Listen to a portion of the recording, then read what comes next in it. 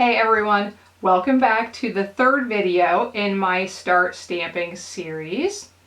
In this video we are going to talk about some of the tools that Stampin' Up! Offers and how you can use them in creating cards and other paper crafting projects. So the first tool I'm going to talk about is essential if you do paper crafting. It is a trimmer. This is our Stampin' Trimmer. And it has some really great features. This is by far my favorite paper trimmer that I have ever used. So I'll share with you a few of the features. One great thing is you can cut up to 6 inches wide without having to extend the arm. So for most card making projects, you probably won't even have to extend this arm out, which is really nice. Now, if you are scrapbooking or making something a little bit larger, you can extend this arm out and it goes all the way up to 14 inches, which is great. The grid on the surface here is really easy to see, very helpful for making sure your paper is lined up straight and getting the correct measurement. And if you can see on here, there is actually a ruler on here as well. So let's say you know that you need to make a cut 6 inches long. You can actually see that very easily on this piece right here. Now, if you notice, there are two different pieces that slide up and down. So why are there two, you might ask? This first one is the cutting blade. And the second one, which is really handy, is a scoring tool. And I will show you those here in a second.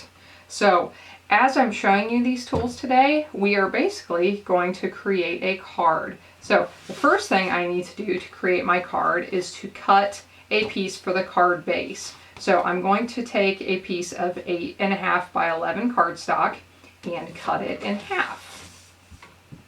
So I need a measurement of 5.5 and slide down the cutting blade, and there I have it. Set the extra piece aside. Now this scoring tool, I want to score my card base in the middle where the fold will be. So at 4 1/4 inches, I'll run that down, and if you can see that, now I have a score mark in the center. So I'll go ahead and fold this over. Now, wow, that's annoying. My card won't stay shut. So what am I going to do about that? I know what I'll do. I will get my bone folder, tool number 2, and just run it flat along the crease, and now it lays perfectly flat. So there is tool number 2. You need the bone folder. The next thing I want to talk about is pretty awesome. This is one of my favorite tools by far. It is called the Big Shot, and here it is. I'd say it's called the Big Shot because it's a big deal. You can do all kinds of cool stuff with this guy right here. So the first thing I want to show you is how to emboss paper using the Big Shot. Now, I will go into more detail on the Big Shot in another video at a future date. So I'm not going to explain all of this right now, but I just want to give you an idea of what you can do with this if you decide that this is something you would like to have for your crafting needs. So this is called an embossing folder, and we have different designs. This one, I forget at the moment. I think it is called Fluttering.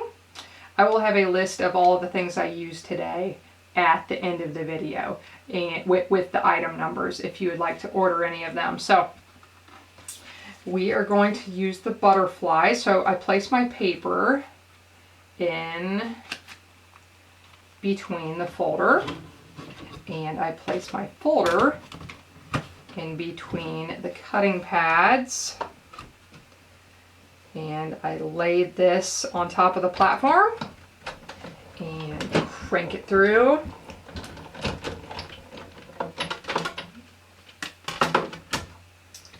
Open it up, and now I have this beautiful butterfly design on my paper. So I'll set that aside with the card base. The next thing I want to do is show you one of the other big things you can do with the Big Shot, which is die cutting.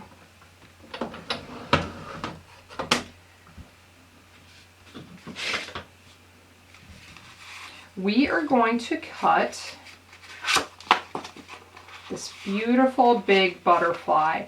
This is our Butterflies Thinlits set, which I think is fantastic. It has been extremely popular.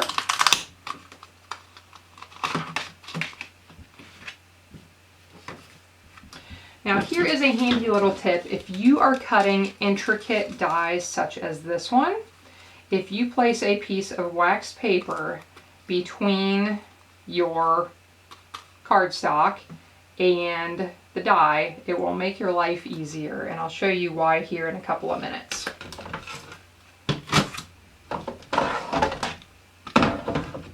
So we'll get this all lined up and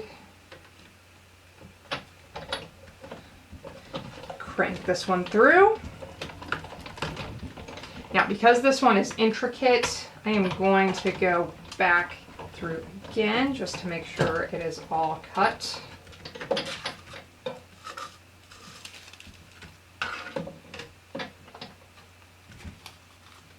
And let's see what happened.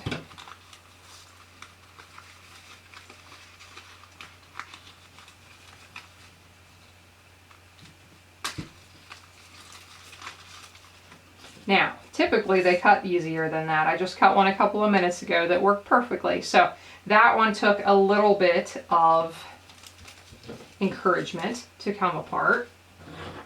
But we have all of these little pieces that need punched out. So I would just use my paper piercing tool and run it over those to punch all of those out.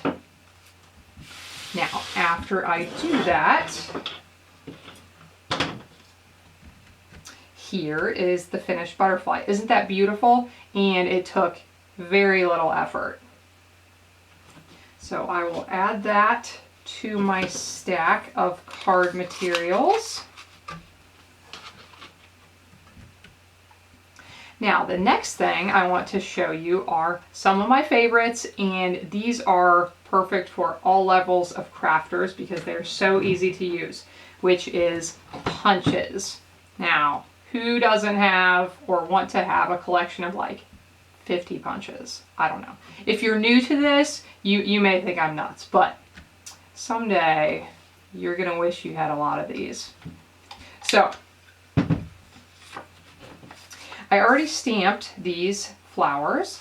They come from our Flower Shop stamp set. So I already did that. And what I love, one of my favorite things about Stampin' Up! Products are that we have a lot of stamp sets that coordinate with punches and also with die sets for the Big Shot. Now, real quick, while I'm thinking of it, I will show you, here is a card that I created. I stamped the leaves, and then there is a coordinating die set that I cut these out on the Big Shot with that. So there is one example for the Big Shot of coordinating products. Now here's an example with our punches, the Flower Shop stamp set and the Pansy punch. So all I'm going to do is line up the image. I have the punch upside down, obviously. Line up the image where I want it and punch.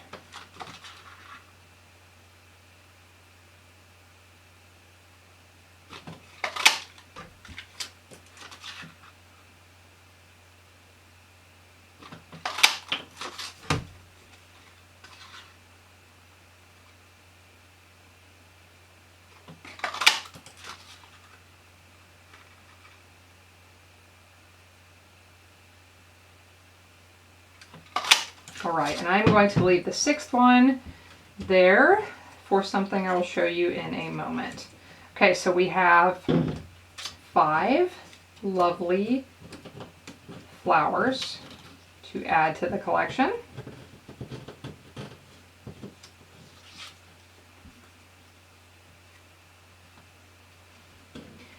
And now I think we are ready to put this all together.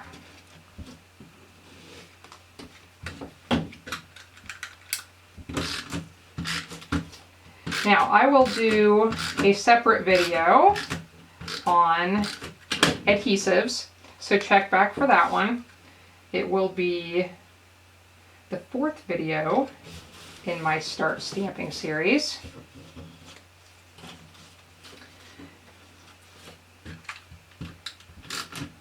And I will teach you about the different adhesives and what they can be helpful for. So check back for that one.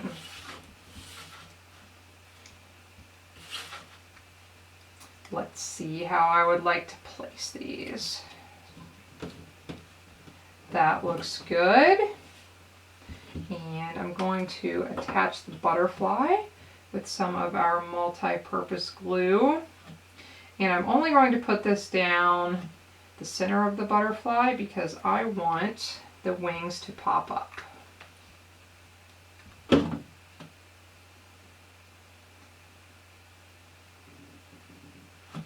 Now, I will have to let that sit to dry for a few moments, but isn't that a beautiful card that I just created in just a few minutes with the help of the fantastic tools that we have? Now, I am going to set that aside for just a second.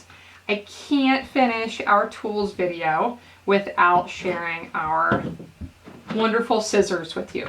Now, that card did not require scissors, but you will probably need them at some point. We have 2 different types of scissors. Little ones are called paper snips, and these are perfect for little detailed cuts. So let's say I want to cut this flower punch out. We'll pretend for a moment that I don't have the punch that I just showed you.